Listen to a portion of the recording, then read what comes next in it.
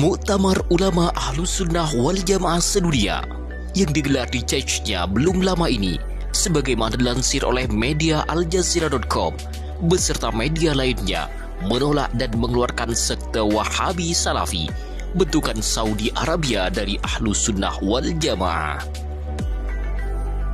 Sebagaimana diketahui bahwa Muktamar Akbar itu dihadiri oleh ulama-ulama besar Ahlus Sunnah wal Jamaah, di antaranya Syekhul Azhar Dr. Ahmad Thayyib, ulama Yaman Habib Umar bin Hafiz, Mufti Mesir Syekh Syauqi Alam, Habib Ali Al-Jufri, Syekh Usama Al-Azhari, serta mantan Mufti Besar Syekh Ali Jum'ah, dan lebih dari 200 ulama Ahlus Sunnah sedunia. Tidak hanya itu, seluruh ulama dari perwakilan negara Muslim telah sepakat menolak keberadaan paham Wahabi Salafi dalam bagian Ahlus Sunnah wal Jamaah. Di antara salah satu kutipan dari 11 rekomendasi yang dikeluarkan Muktamar menyebutkan bahwa Muslim Ahlus Sunnah adalah mazhab Asy'ariyah dan Maturidiyah, serta mengeluarkan sekte Wahabi dari kelompok Islam Sunni. Bahkan, Syekhul Azhar menyebutkan kelompok takfiri Wahabi telah menyebarkan berbagai penyakit dan cacat moral, serta kebebasan yang kacau dalam menguasai Timur Tengah.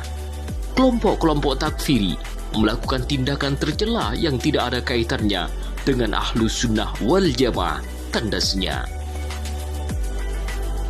Lebih lanjut, Wahabi Salafi menisbatkan dirinya kepada Sunnah untuk menyebarkan kedengkian dan kebencian. Dalam pandangan Syekh, ucapan pengkafiran Wahabi menjadi sebab utama pertumpahan darah dan saling bunuh antar sesama kaum muslim dengan dalih berjihad melawan orang-orang kafir. Agar lebih jelas, mari kita simak kutipan keputusan Muktamar Chechnya yang mengeluarkan aliran Wahabi Salafi dari kelompok Ahlus Sunnah wal Jamaah. Alhamdulillahi Rabbil Alamin.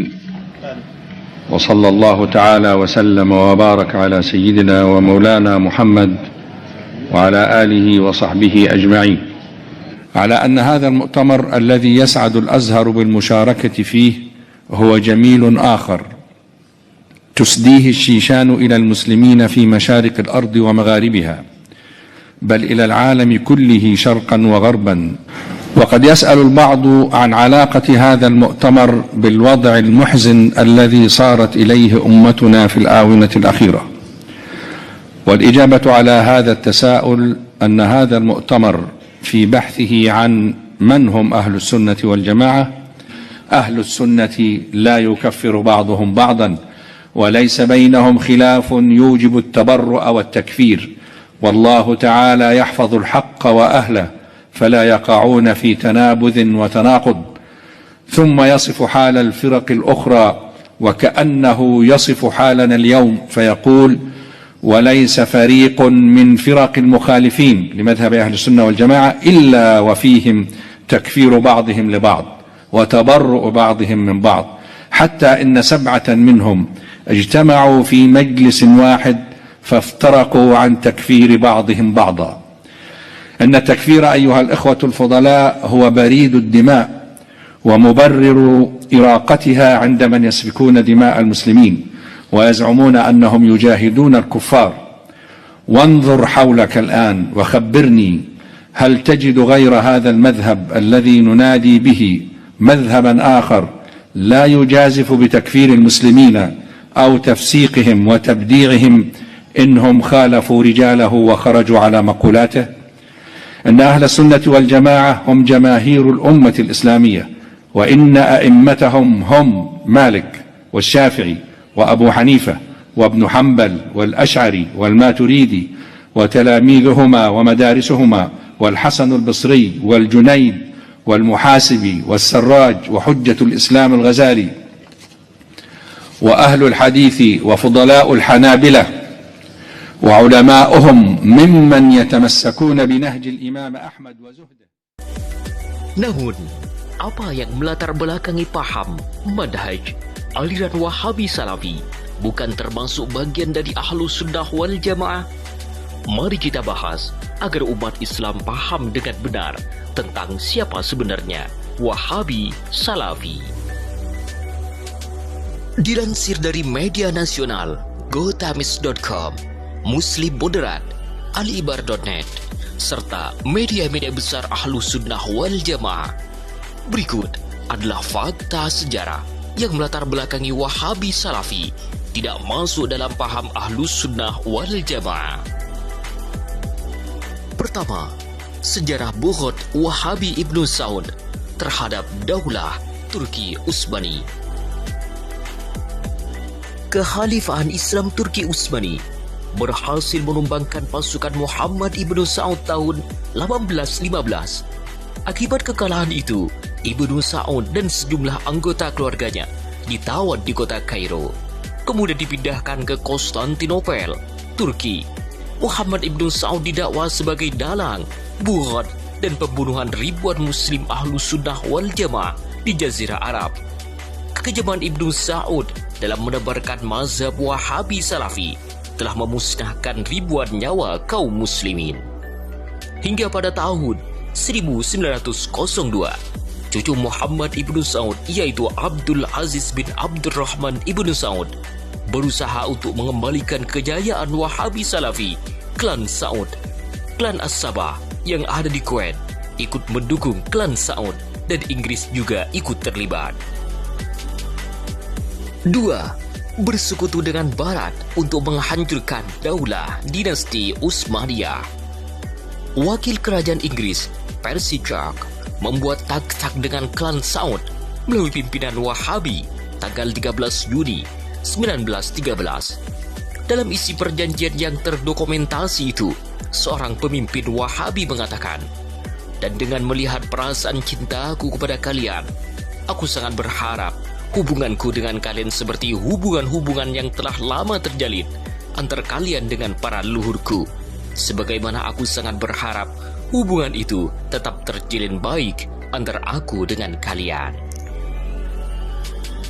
Dalam muktamar di Al-Akhir tahun 1927 Masehi atau 1341 Hijriah di distrik Ahsa, ditandatangani perjanjian resmi antar Wahabi dengan pemerintah Inggris.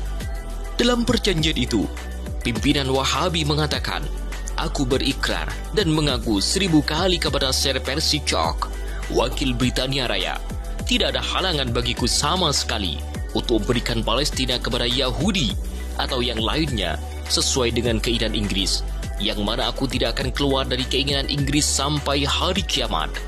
Pada tahun 1953, Muhammad Ibnu Saud dan mati dan digantikan Raja Saud dan berlanjut kepada Raja Faisal. 3. Hubungan mesra antar Wahabi dan Israel. Pada Juni tahun 1967, Israel melakukan perang terbuka dengan sebagian negara-negara Timur Tengah dan mendapat dukungan Amerika dan Eropa Barat. Ketika perang berkobar, para pimpinan Wahabi menyampaikan pidato, "Wahai saudara-saudaraku, aku baru saja datang dari saudara-saudara kalian di Amerika, Britania, dan Eropa. Kalian mencintai mereka dan mereka pun mencintai kalian." Hingga pada tahun 1969, koran Washington Post mewawancarai salah satu pimpinan Wahabi. Mereka mengakui memiliki kedekatan khusus dengan Israel. "Sungguhnya kami dengan bangsa Yahudi adalah sepupu. Kami tidak akan rela melemparkan mereka ke laut sebagaimana yang dikatakan oleh sebagian orang, melainkan kami ingin hidup bersama mereka dengan penuh kedamaian." Pakar sejarah Wahabiyah telah menemukan bukti bahwa untuk memurnikan tauhid Wahabi, diciptakanlah jargon-jargon dan propaganda kepada kaum muslimin atas perintah kerajaan Inggris. Jargon yang dibuat bersifat indoktrinisasi, itu muslim Ahlus Sunnah wal Jamaah harus dipaksa menjadi boneka-boneka perang mereka dan dipaksa untuk menerima paham Wahabi Salafi. Untuk mendukung misi tauhid Wahabi Salafi ini, Inggris dan beberapa negara Eropa, Yahudi mengirimkan berbagai keperluan operasional, logistik, tentara bayaran dan instruktur-instruktur tentara militer untuk mendukung gerakan Wahabi yang dimotori oleh Muhammad ibnu Sa'ud dan Muhammad ibnu Abdul Wahhab yang melakukan pemberontakan terhadap Khalifah Turki yang sah. Tujuan mereka ialah untuk mengadu domba umat muslim dengan menebarkan mazhab Wahabi yang menurut mereka paling benar. Selain itu, mereka juga berniat mendirikan Haikal Sulaiman di tanah Al-Haramain. Namun gerakan mereka tertangkap basah oleh Khalifah Turki Ottoman. Tetapi mereka yang tertangkap membantah bila dituduh ingin merebut khilafah Turki Ottoman dan menebarkan mazhab Wahabi Salafi.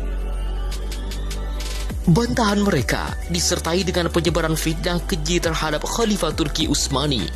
Mereka mengatakan, kami memberontak karena Khalifah Turki Utsmani korup, banyak bermaksiat, yang terjadi negara sudah tidak stabil. Banyak ucapan fitnah lainnya yang mereka buat untuk menghalalkan cara-cara yang tidak sesuai dengan ajaran Islam dan melanggar kewajiban yang diperintahkan oleh Allah Subhanahu wa Ta'ala.